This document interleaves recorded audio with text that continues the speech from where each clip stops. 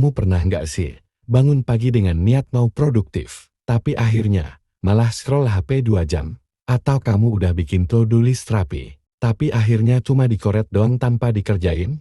Tenang, kamu nggak sendirian.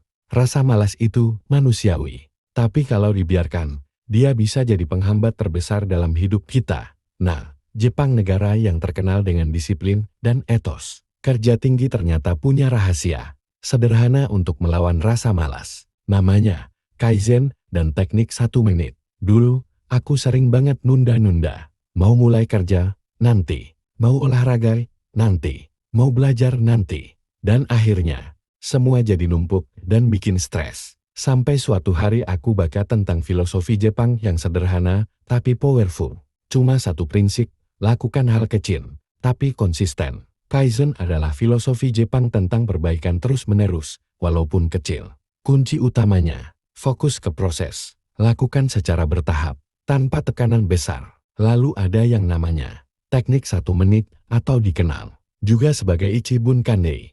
Intinya, lakukan satu hal yang ingin kamu biasakan, cukup selama 1 menit per hari. Cuma 1 menit?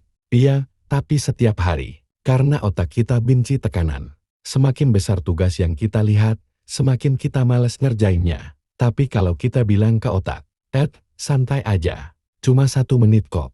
Otak jadi nggak menolak. Kita jadi mulai. Dan saat udah mulai, seringkali keterusan. Contoh, nulis jurnal 1 menit. Baca buku 1 halaman. Push up 1 menit. Beresin meja 1 menit. Dari yang awalnya cuma 1 menit, lama-lama jadi 5 menit, 10 menit. Dan akhirnya jadi kebiasaan. Bayangin kamu pengen mulai olahraga, tapi kamu nunda-nunda terus karena kebayang harus 30 menit keringetan. Dengan teknik Jepang ini, kamu cukup komit buat gerak 1 menit aja. Lari di tempat, lompat, plank, nggak terasa, kamu udah mulai. Dan seringnya, kamu lanjutin karena udah keburu panas. Kuncinya bukan durasi, tapi memulai. Banyak orang nunggu motivasi datang dulu baru mau bergerak. Padahal sebaliknya, tindakan kecil melahirkan motivasi, dan motivasi melahirkan kebiasaan. Kita nggak butuh semangat diet untuk berubah.